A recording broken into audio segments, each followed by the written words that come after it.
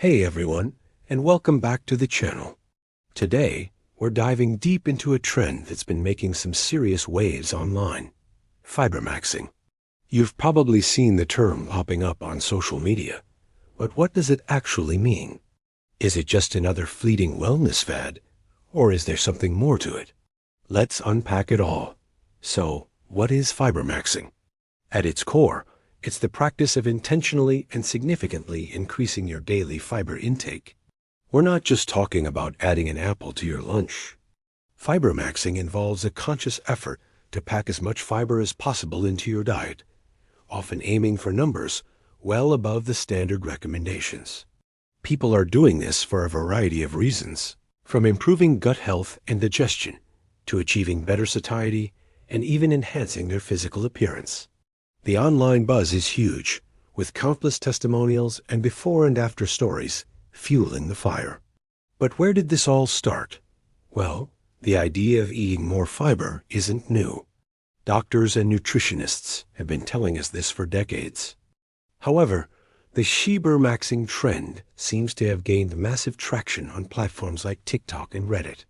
It's part of a broader movement where people, especially younger generations, are taking a very hands-on, almost biohacking approach to their health.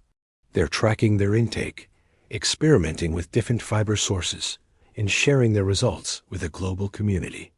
It's wellness for the digital age, complete with its own slang and superstars. Let's get into the science of it, because that's where things get really interesting. Fiber is a type of carbohydrate that your body can't digest. It passes through your system relatively intact. There are two main types: soluble and insoluble. Soluble fiber dissolves in water to form a gel-like substance. Think of what happens when you mix oats with water. This type of fiber is amazing for lowering cholesterol and stabilizing blood sugar levels. It's found in foods like oats, beans, apples, and citrus fruits. Then you have insoluble fiber. This type doesn't dissolve in water. It adds bulk to your stool and helps food pass more quickly through the stomach and intestines. This is the stuff that helps with regularity and prevents constipation. You'll find it in whole wheat flour, nuts, beans, and vegetables like cauliflower and green beans. A healthy gut needs a good mix of both. The core of Fibermaxxing is really about feeding your gut microbiome. Your gut is home to trillions of microorganisms, and these little guys are crucial for your overall health. They help digest food, produce essential vitamins, and even regulate your immune system. And what's their favorite food? You guessed it, fiber. When you eat fiber, you're not just feeding yourself. You're feeding this vast internal ecosystem.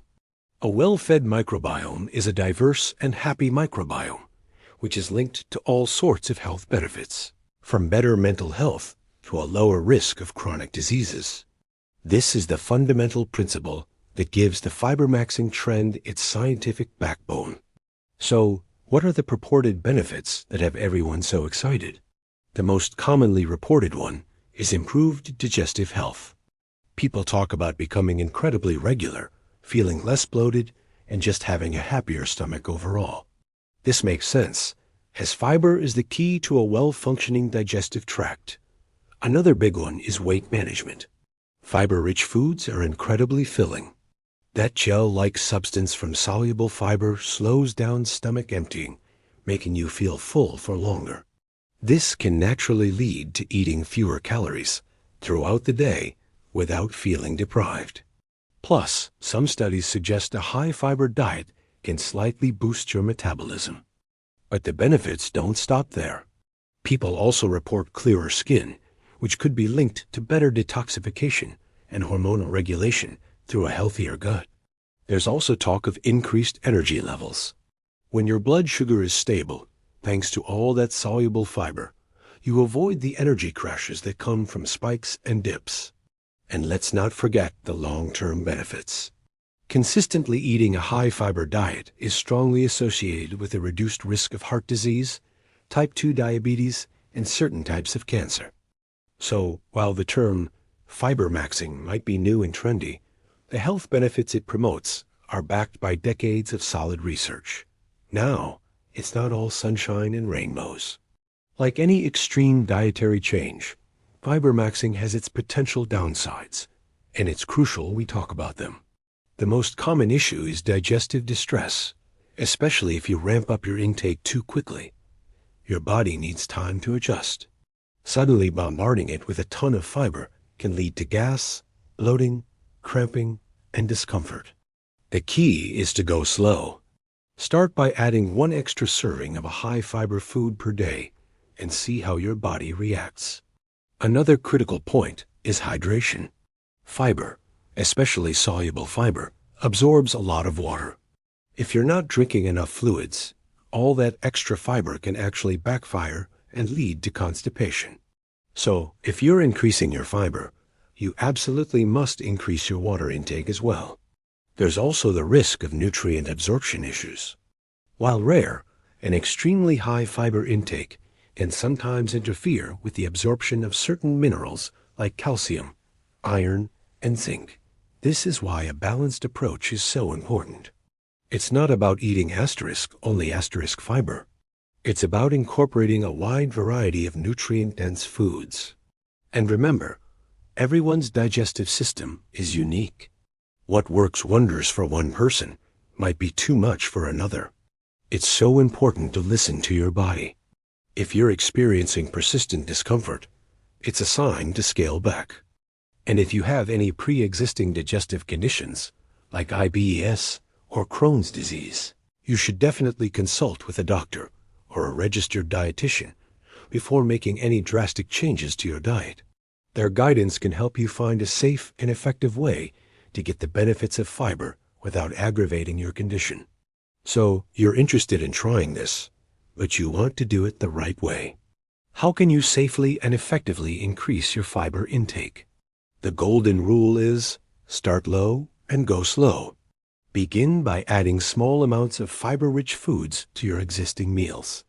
Maybe it's a tablespoon of chia seeds in your morning yogurt, or switching from white bread to whole wheat bread. Small, consistent changes are much more sustainable and easier on your system than a sudden, massive overhaul. Focus on whole foods. The best sources of fiber are unprocessed or minimally processed plant foods. Think fruits, vegetables, whole grains, legumes, nuts, and seeds. Aim to eat the rainbow to get a wide variety of nutrients and different types of fiber. For breakfast, try oatmeal with berries and a sprinkle of flax seeds. For lunch, a big salad with chickpeas and a side of whole grain crackers is a great option. For dinner, you could have a lentil soup or a stir-fry with brown rice and plenty of veggies. Snacking on an apple with peanut butter, a handful of almonds, or some baby carrots with hummus are also fantastic ways to boost your fiber throughout the day. And don't forget to drink that water. Carry a water bottle with you and sip on it all day long. What's the final verdict on fibermaxing? Is it a revolutionary health hack or just a passing trend? I'd say it's a bit of both. The term itself is trendy, but the principle behind it, eating more fiber from whole foods, is one of the most well-established and effective things you can do for your health. The trend has done a great job of raising awareness about the importance of fiber, especially among a younger audience, which is fantastic. However, the maxing part, the push for extreme amounts, needs to be approached with caution and common sense. It's not a competition. The goal isn't to hit some arbitrary, super high number you saw online. The goal is to build a sustainable, long-term habit of eating a diet rich in fiber that makes you feel your best. It's about finding your personal sweet spot. For most people, aiming for the recommended 25 to 38 grams per day is a great start, and many will feel even better with a bit more. But the focus should always be on listening to your body, prioritizing whole foods, and making gradual changes. So, take the positive message from the fibermaxing trend, the celebration of fiber, and apply it in a balanced and mindful way. Your gut will thank you for it. Thanks so much for watching today. I hope this deep dive into fibermaxing was helpful and cleared up some of the confusion. What are your thoughts on this trend? Have you tried increasing your fiber? Let me know in the comments below. And if you enjoyed this video, don't forget to give it a thumbs up and subscribe for more content. See you in the next one.